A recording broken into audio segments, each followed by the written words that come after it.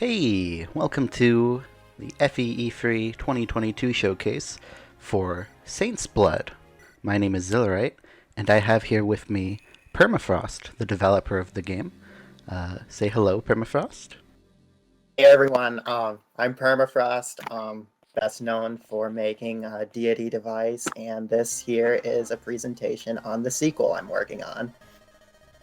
Alright, so before we begin the interview, how about you give an overview of sort of the story or the gameplay or just like a kind of flyover of the game? Sure. So, so the game is set at, I haven't really set an exact number. I usually just kind of think of it as like 200 to 300 years after the first game, and a big part of it is the descendants of the characters and also some non-descendants, basically dealing with the legacy of what happened in the first game. And yeah, if you've played the first game, you know that a lot changed with the way magic works in the world, and that's reflected in the gameplay too. With the kind of magic that you saw in Deity Device, where it would restore between battles being much rarer, and that's probably one of the bigger gameplay changes. Alright. God, Deity Device was so good. Alright, let's start with the obvious question. Why did you choose to make a sequel specifically? What made you want to make a new game in the same world as Deity Device rather than its own world that might provide you with more freedom? Sure. So, it like anyone who's like closely followed my Deity Device thread might know that I actually started working on a follow-up game before I ever even released Deity Device. Um, Basically, the first person to play Deity Device besides myself wound up being my brother, who played it over holiday like Thanksgiving and Christmas in 2020, and just getting to see how he reacted to the story made me think that there was a story to tell regarding the primary religious figure of Deity Device, Saint Leticia. So what became this game that I've been calling a sequel since we've been talking actually began its life as a prequel. It was going to be a fairly short pack. I was guessing about maybe 10 chapters. So I put together an in-game portrait for Leticia and sent it to my brother and said, "Hey, guess what? I started working on a prequel about Leticia," and he responded to me, "Yeah, I think it would be cooler to see a sequel set in the late stage Republic." And it's like, well, that's a downer. But the more I started thinking about it, I was like, yeah, there's a lot I could really do with that. And I started putting together the skeletons of the characters who would eventually become Martha and Theo, and basically thinking how um, about how, like, when things aren't going so well in the society people live in, they start to think about, how things were done in the past. And so I put together this story of, people who maybe weren't too happy about the way Deity Device ended, and dealing with the consequences of it in the future. But I Nice. didn't want to abandon the prequel aspects, so now you're getting to see both the genesis of the story as basically extended flashbacks, while the main story is actually happening in the future with the sequel elements. I was planning on asking this question a little bit later, but since it seems to be coming up a bunch, uh, you said that the kind of focus on magic from Deity Device isn't quite being, like, it's not quite intact from that game going into this game due to the sort of things that happened in universe at the end of Deity Device. Do you still have that kind of focus on magical units just reinterpreted for the new universe? And if so, what did you do to kind of reinterpret that concept? Because that was one of the biggest things about Deity Device's sort of setup, was how much it focused on magic as a force in the plot and as a force within your army. Still important. I mean, the title of the sequel is Saint's Blood, like we said. So, the descendants who still carry Saint Leticia's blood and have her unique abilities, it's still a pretty big driver in the plot, especially in the past segments. Because I mean, we got one explanation, or we got a very academic explanation of how it works in Deity Device, from Carson, but in this time we're going to see how it happens. And in the very first chapter of this game, you see how the people in Leticia's time, they've never really seen magic before. This is they're seeing this woman who can like create explosions of fire, and it causes fear, and because these aren't things that really exist in the world.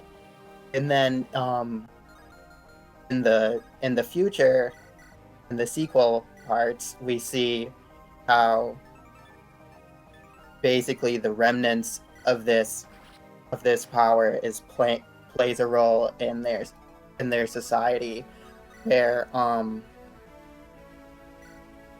it's a very rare ability, and the people who have it,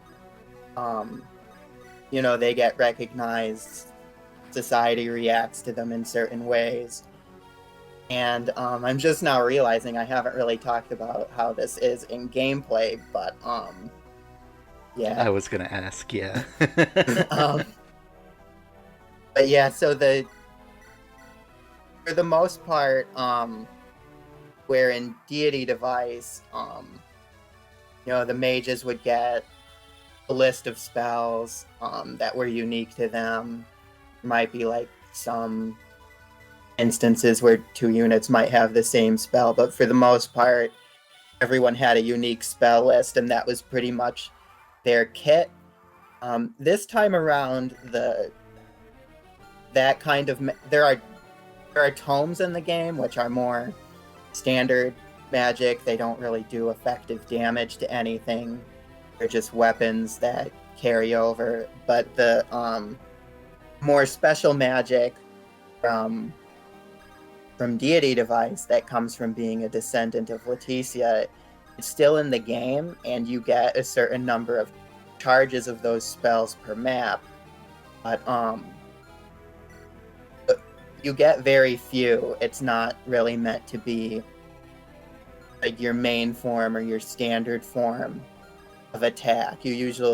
They're more designed to be kind of like what other RPGs might have as super attacks or special attacks, because when you unleash them, especially the ones that have effective damage, they're usually going to take out the target, or at least do significant damage above what your more standard weapons can do at that point in the game. So I think that gives more of a management aspect to these spells, where it's not just like, oh, I get to spam my most powerful ability with impunity. It's more like, you kind of take in the map and think, where are these like 3 uses of this really powerful lightning spell that can hit up to 3 tiles away? Where is it going to be most impactful to use those. Micromanagement's like a really good, rather micro-scale management is a really good way to describe it. That's something I definitely love to see people experimenting with in Fire Emblem games.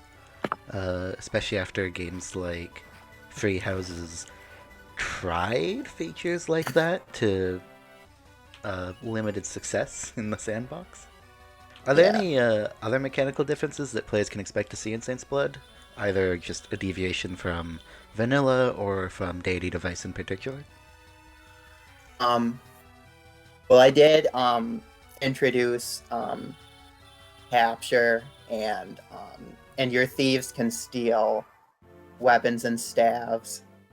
Actually modified the ability a bit so they don't have to have higher con than weight because your thieves aren't that bulky, and I didn't want it to be so that they could only steal like iron swords and nothing else. But I think like one of the problems I had designing the later chapters of Deity Device is because of the magic system. It was hard to really create an economy in the game where like even the player would be all that motivated to go after things like treasure chests because they had all these powerful spells. What do I care if I get a blue gem or a silver bow or whatever might be in the chest? It kind of wound up where I was giving out a lot of stat boosters because I really couldn't think of any other items to give away in that manner. And so with this game where your spells are more limited to special abilities, um, it just I just wanted to create more of an incentive to go after items. Another thing that will probably be shown in the gameplay footage accompanying this presentation is I kind of reimagined the summoning mechanic as one where certain mages have the ability to animate one of their tomes as a familiar, and these have different impacts on gameplay based on the skills I assigned to it. Like in the chapter that's going to be shown, Milton can create I think I called it like Book of Life or Life Tome is his familiar, and rather than attacking, it works as a healer, and it can heal. It regains its turn after the first time it heals, and it also has rally movement. So it takes the pressure off of making one of your other units have to spend time healing, because I drastically reduced staff experience experience points gained for staffs in most instances, and there aren't any staff locked units. Your priests can fight with tomes, your troubadour can use swords. So this familiar, it allows you to heal without taking up the time of one of your other units that could be doing something else. And you can either heal again or enhance your movement. As you would see in the footage, Milton's party doesn't have any mounted units yet. They don't have that much movement, but by managing this familiar, you can get those extra bursts of movement on his team. All right. So one of the things that I've personally been very curious about, Deity Device has a very distinct sandbox. Again, due to that sort of the crazy magic ranges that you could get, and the amount of effective damage throughout the game, and lots of skills and high crit rates, and lots of your units are hitting their stat caps due to how long the game is. I've noticed that from what I've played of Saints Blood so far, and obviously the game isn't complete, Saints Blood eschews a lot of those changes in favor of these new ones you've been discussing. What are some of the lessons you've learned from Deity Device's features that you're kind of acting on with the ones you've implemented in Saints Blood? You already mentioned earlier the one about rewards in the late game. Is anything else along those lines that sort of you learned from the development of Deity Device and wanted to iterate on? Well, the short answer to that is people don't like Gaiden and don't like genealogy as much as I do. So, so taking inspiration from those on those two games on a large scale, it's going to cause a lot of people to gripe. Because like obviously Gaiden like bow ranges get up to like 5 or 6 tiles. That was something that carried over into Deity Device, and but yeah, just so many of the comments I got early on in the game, or early on after releasing the game, were just like, I can't keep track of enemies that have on a horse that have a 1 to 5 range tome. It's too overwhelming. So so I did want to take that into account. I didn't want to completely abandon those unique aspects, but I am more cognizant now of things that might that might overwhelm the player a bit. I mean, you do still have those units that can have like very extreme combat ability, like Deity Device, like your Thunder Mage. If he gets into Wrath range, it's FE4 Wrath. He gets 100 crit. It's not like mid or late game Carson where he can just dodge tank and crit everything to death. He's actually very squishy, so it's more like you play the risk reward game of trying to get half his health knocked off, and from there, if you keep him safe, you can just kind of use him to obliterate most anything you want with a crit. But it's not like just a band-aid where you can stick him out there on enemy phase, because he'll most likely get slaughtered and possibly even doubled because his speed isn't great. Unfortunate for him. Yeah. So another thing that kind of lineage from Deity Device to Saint's Blood is the idea of having these multiple parties. Early on in Disc 2 of Deity Device, you have these multiple armies that are all operating on their own. But relatively early on, those parties get merged. Whereas, from what I've seen of Saint's Blood and what feels like is kind of being implied about how it's going to continue, Saint's Blood seems to be committing really hard to the idea of these distinct, different parties, where even one of those armies is existing completely separate from the rest of the parties in time. Like you were saying, with Saint Letitia being a story in the past, whereas the rest of the game is, several years in the future. So what was it that inspired you to really focus on this kind of multiple perspectives angle of storytelling? So it did start with story development, and that was with the character who eventually became Milton. I kind of wanted to have a character who was, having trouble dealing with kind of the corrupt nature of what became the Silesian Republic and how it's not really living up to this grand vision that you see the characters at the end of the first game talking about. But as I was kind of conceptualizing this character, it didn't really make sense to put him in Martha's party, who's the other main character. The more I thought about it, it made more sense to kind of develop his own storyline that was happening at the same time. And even in the early chapters, you can kind of see how the things that they're doing are affecting each other, even though they don't even really know about each other. And then from the gameplay standpoint, I mean, Fire Emblem, like any kind of turn-based RPG, it can kind of run into mid-game problems where the gameplay can become a bit stale.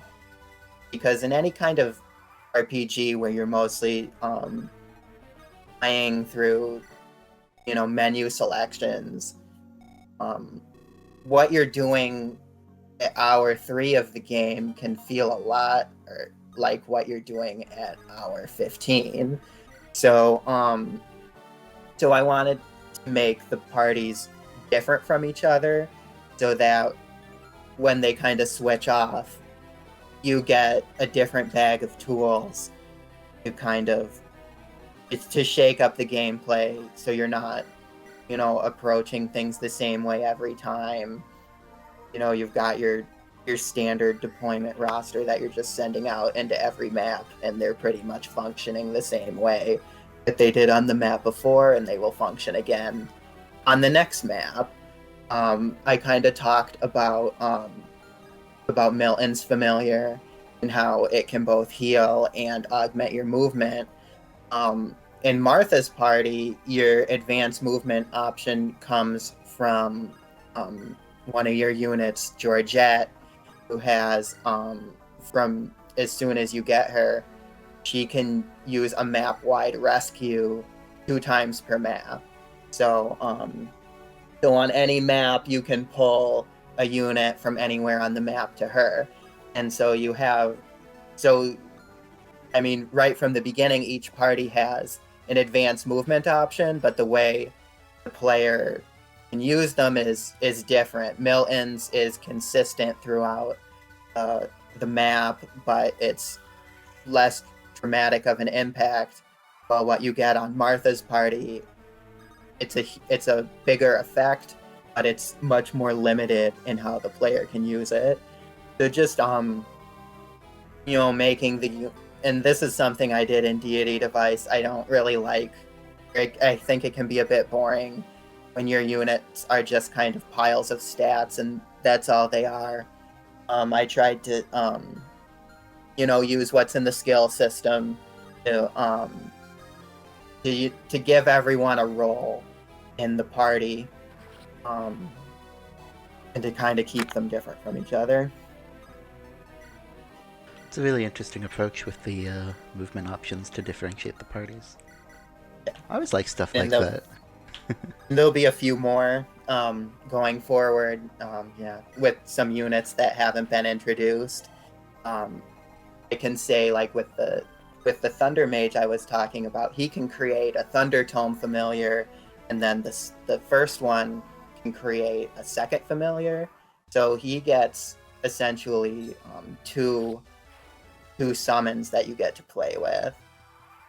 And if you can send them off to do their own thing, or you can position them next to him, and he gets a bigger attack boost when his familiars are next to him.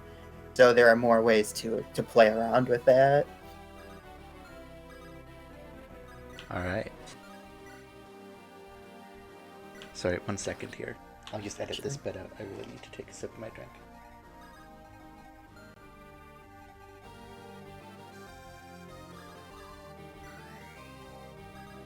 Alright.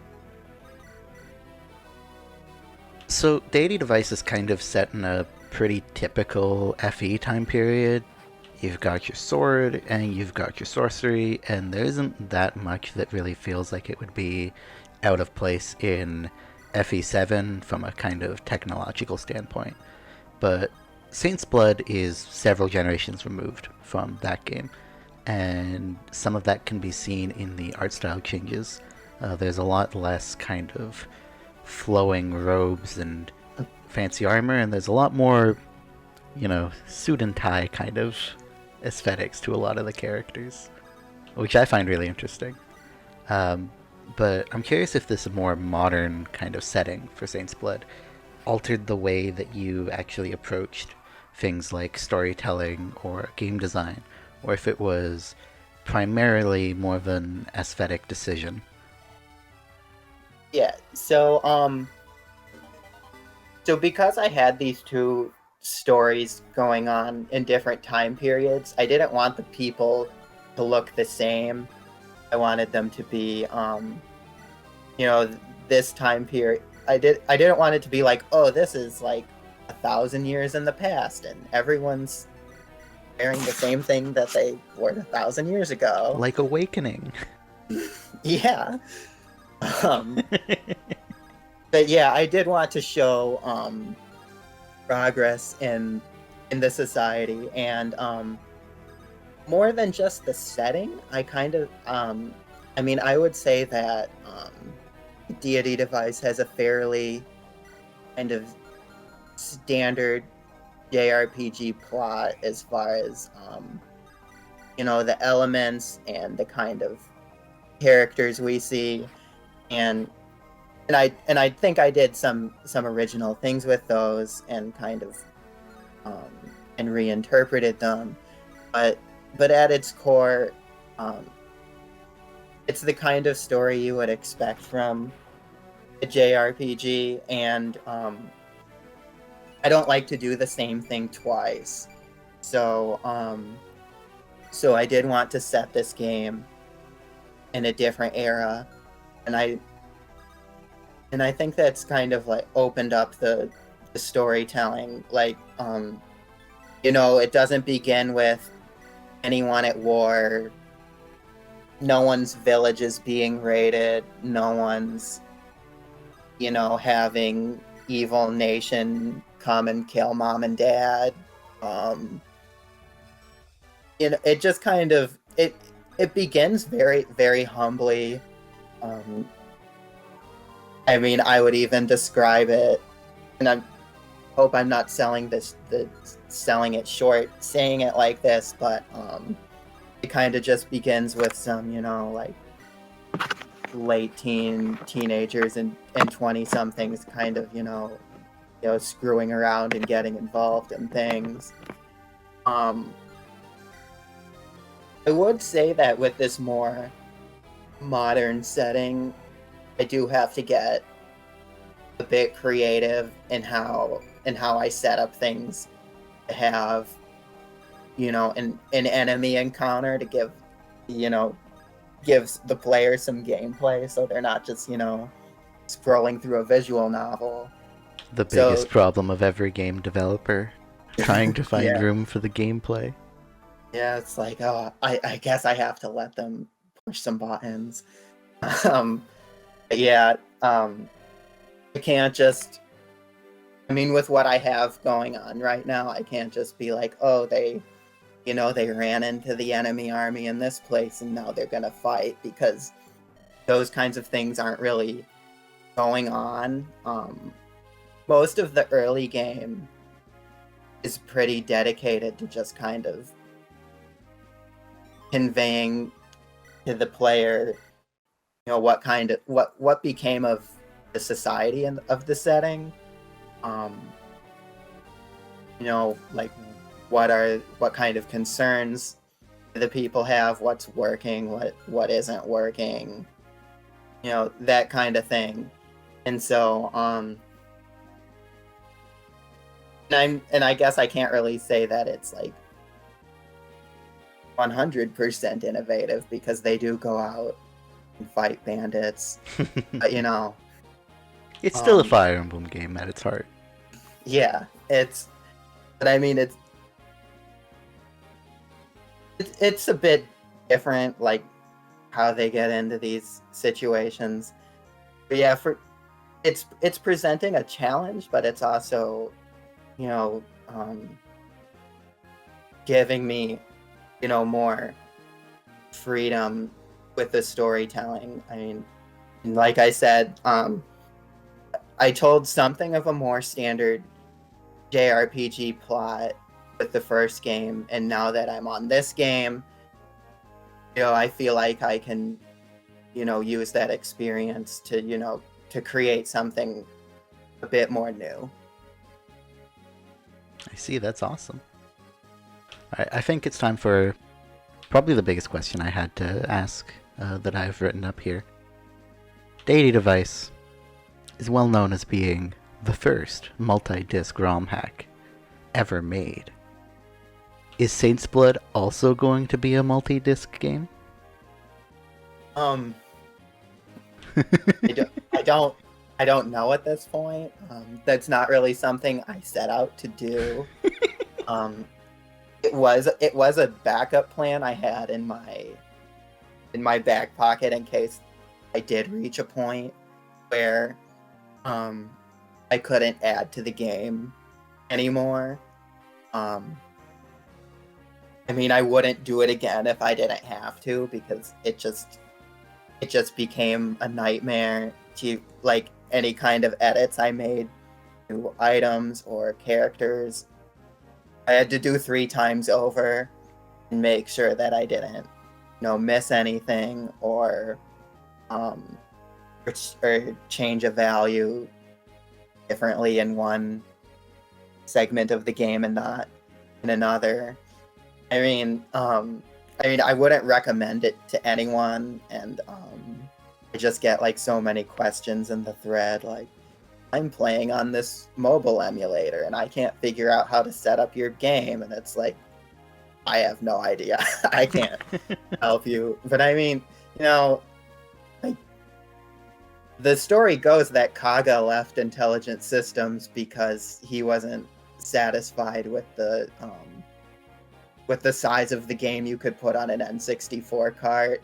And I mean, I have Tearing Saga, and that's a 1-disc PS1 game. And like, if you familiar with the original PlayStation, it's like most RPGs, were on multiple discs. But that was mostly because of all the CG they crammed into them. When it was an age when game designers thought we wanted to sit through minute-long spell effects every time we use them. But And yeah, we do. I mean, We love the minute-long spell effects, don't we? I mean, it's probably some people would disagree. I mean, if Kaga could get his game on a single PS1 disc, I hope I can get Saints Blood to fit in a single ROM. I think you'll probably find a way. Yeah, and I mean, I'm being more... Alright. Well, that's all the questions that I have written out here. Is there anything else that you'd like to say before we wrap things up? I mean, I'd say we pretty much touched on everything. So yeah, I'll just say, yeah, if any of this sounded interesting, go play Deity Device Saints Blood. You can find it on FEU. I would also recommend you play Saints Blood and Deity Device. Deity Device it's definitely very different from the standard FE hack experience, and I think everyone should give it a try. And Saints Blood is so far looking to be even better than that game was. And I think we'll just call it there. There should be a download link, or rather a link to the form thread that will have a download link in the description of this video. And yeah, that was me, Xilirite, and Permafrost. Thanks for having me. Yep. Enjoy the rest of your FE3, everyone, and I guess it won't be summer by the time this video goes up, but I still wish you all manage this summer heat better than I've been. Alright. Alright, goodbye. Bye.